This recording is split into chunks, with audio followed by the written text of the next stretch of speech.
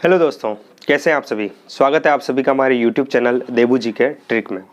दोस्तों, इस वीडियो में हम राजस्थान की प्राचीन सभ्यताओं में एक सभ्यता है कालीबंगा सभ्यता, उसके बारे में हम पढ़ने वाले हैं। दोस्तों, कालीबंगा सभ्यता के बारे में बहुत ही अच्छे से इस वीडियो में हम पढ़ने वाले हैं। सारी चीज़ों को पॉइंट टू पॉइंट देखेंगे ताकि आपके जो कॉन्सेप्ट हैं वो सारे क्लियर हो जाएं। तो दोस्तों, जो कालीबंगा सभ्यता है, सबसे पहले देखते हैं दोस्तों इसका नाम कालीबंगा क्यों पड़ा। तो दोस्तों, यहाँ उत्खनन में काली चूड़ियाँ मिलने के कारण इसे कालीबंगा सभ्यता कहा जाता है। दोस्तों, कालीबंगा सभ्यता हनुमानगढ़ जिले में है।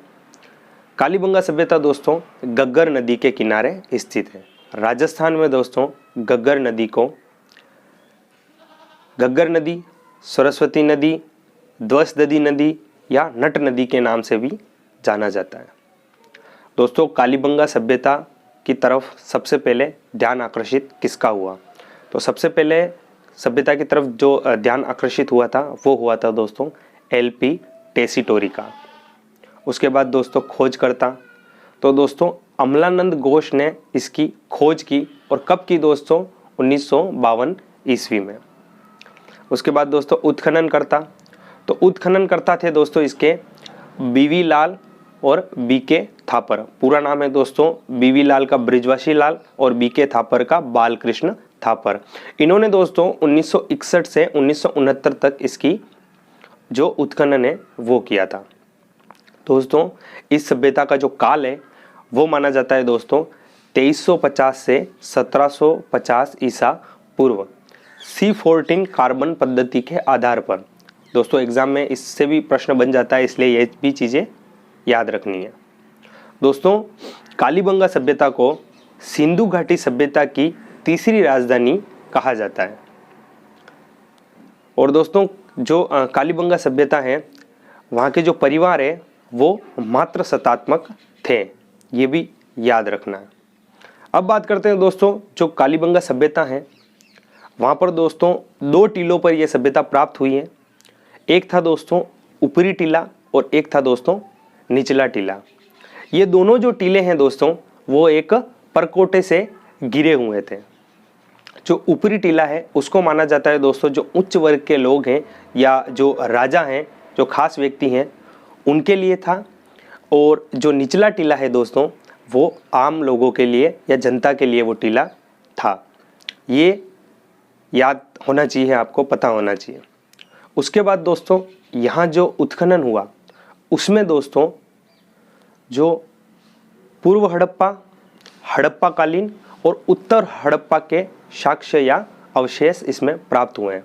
3 काल के दोस्तों यहाँ से अवशेष प्राप्त हुए हैं। एक दोस्तों पूर्व हड़प्पा, हड़प्पा कालीन और उत्तर हड़प्पा। अब दोस्तों जो यहाँ जो उत्खनन किया गया उसमें खुदाई में क्या क्या चीज़ें प्राप्त हुई उसके बारे में देखते हैं। तो दोस्तों यहाँ पर बेलनाकार मुहरे, बेलनाकार तंदूर व बर्तन, ऊँट की अस्थियाँ भी प्राप्त हुई है, जिससे हमें पता चलता है कि यहाँ के लोग ऊँट से भी परिचित थे। उसके बाद दोस्तों बेल, जिसे वृषभ कहा जाता है, की मूर्ति प्राप्त हुई है, बेल की मूर्ति प्राप्त हुई है। दोस्तों दोहरे जूते हुए खेत के साक्ष्य प्राप्त हुए हैं। दोस्तों, आपसे एग्जाम में प्रश्न पूछ लिया जाए कि सर्वप्रथम जूते हुए खेत के साक्ष्य कहाँ प्राप्त हुए, तो वो कालीबंगा सभ्यता में प्राप्त हुए। दोहरे जूते हुए खेत के साक्ष्य प्राप्त हुए हैं दोस्तों। और फसल के बारे में पूछ लिया जाए तो फसलें थी दोस्तों गेहूं और जौ। यहाँ पर दोस्तों मिश्रित खेती भी की जाती थी, 2 फसलों को साथ में भी उगाया जाता था। और फसलें मैंने बता दी दोस्तों कौन सी है, गेहूँ और जौ। उसके बाद दोस्तों यहाँ की जो दीवारें मिली हैं वो कच्ची ईंटों से बनी हुई मिली है। और यहाँ पर पक्की ईंटों के साक्ष्य भी प्राप्त हुए हैं। कच्ची और पक्की ईंटें दोनों मिली है। पक्की ईंटें हैं उनसे सड़कें बनी हुई है, ये साक्ष्य प्राप्त हुए हैं। दोस्तों, एग्जाम में अगर ये पूछ लिया जाए कि उन ईंटों का अनुपात क्या था तो भी आपको याद रखना है। तो उसका अनुपात था 30:15:7.5। इसके बारे में भी दोस्तों एग्जाम में क्वेश्चन बन सकता है, तो ये चीज़ें भी आपको याद रखनी है। दोस्तों, यहाँ जो सड़कें प्राप्त हुई है वो एक दूसरे को समकोण पर काटती हुई प्राप्त हुई है। उसके बाद दोस्तों यहाँ एक खोपड़ी प्राप्त हुई है जिसमें 6 छेद हैं। कितने छेद है दोस्तों? 6 छेद। यानी कि यहाँ के जो लोग हैं वो शल्य चिकित्सा से भी परिचित हैं। शल्य चिकित्सा के प्रमाण भी यहाँ पर मिलते हैं, शल्य चिकित्सा के। उसके बाद दोस्तों यहाँ बलि प्रथा के साक्ष्य भी प्राप्त हुए हैं। दोस्तों जानवरों की हड्डियाँ वगैरह मिली हैं यहाँ पर, जिससे हमें ये पता चलता है कि यहाँ के जो लोग हैं यहाँ पर जो बलि प्रथा भी प्रचलित थी। उसके बाद दोस्तों यहाँ पर भूकंप के साक्ष्य भी प्राप्त हुए हैं। दीवारें दोस्तों कटी फटी, उनमें दरारें बनी हुई मिली है, जिससे हमें ये पता चलता है कि यहाँ पर भूकंप भी आया होगा। उसके बाद दोस्तों यहाँ पर हवन कुंड जो कि अग्निवेदिकाएं, 7 अग्निवेदिकाएं भी मिली हैं और यहीं पर दोस्तों स्वास्तिक का चिन्ह भी मिला है। उसके बाद दोस्तों यहाँ पर लकड़ी की नालियाँ और छतें भी बनी हुई मिली है। उसके बाद दोस्तों हाथी दांत मिला है, शतरंज के पासे मिले हैं, मिट्टी के मनके या कुल्हाड़ी मिली है।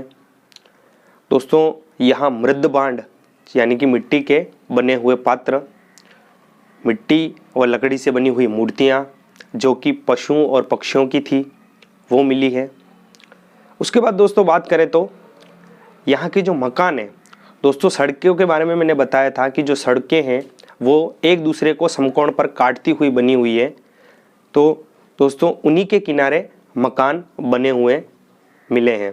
दोस्तों ये जो मकान हैं उनके जो दरवाजे और खिड़कियां हैं वो मुख्य सड़क की ओर ना खुलकर पीछे की ओर खुलते थे, ये याद रखना है।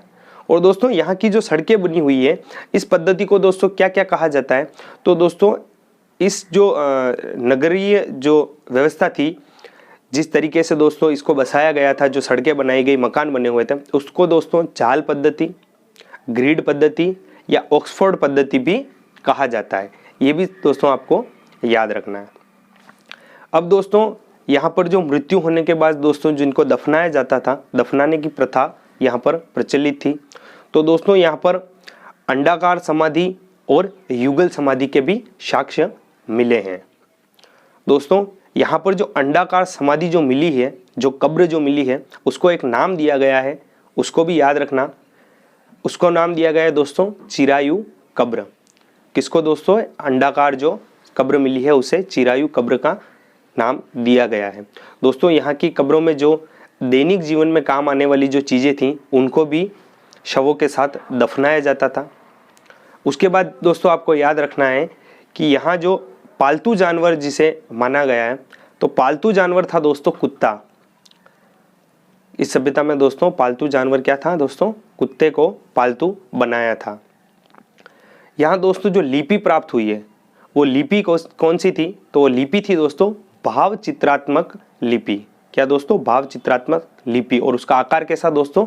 तो सर्पिलाकार आकृति की वो लिपि थी। दोस्तों ये सारी चीज़ें हैं जो हमने समझी कालीबंगा सभ्यता के लिए।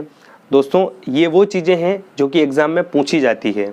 इन सारी चीज़ों को दोस्तों पॉइंट टू पॉइंट मैंने बताया, सारी चीज़ें आपको याद हो जाएगी। अच्छी तरीके से समझना, 1-2 बार वीडियो देखोगे सारी चीज़ें याद हो जाएगी। नहीं समझ आता है तो इन सारी चीज़ों को क्रम वाइज आप नोट कर लेना।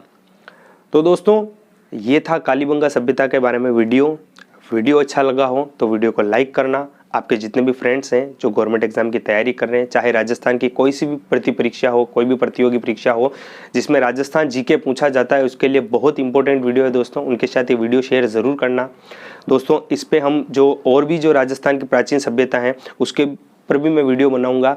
तो उन वीडियो को प्राप्त करने के लिए, उन वीडियो के लिए दोस्तों आप हमारे चैनल को सब्सक्राइब ज़रूर कर लेना और बेल आइकन ज़रूर प्रेस कर लेना, जिससे हमारी कोई नई वीडियो आए उसका नोटिफिकेशन आपको डायरेक्टली मिल पाए। तो दोस्तों धन्यवाद।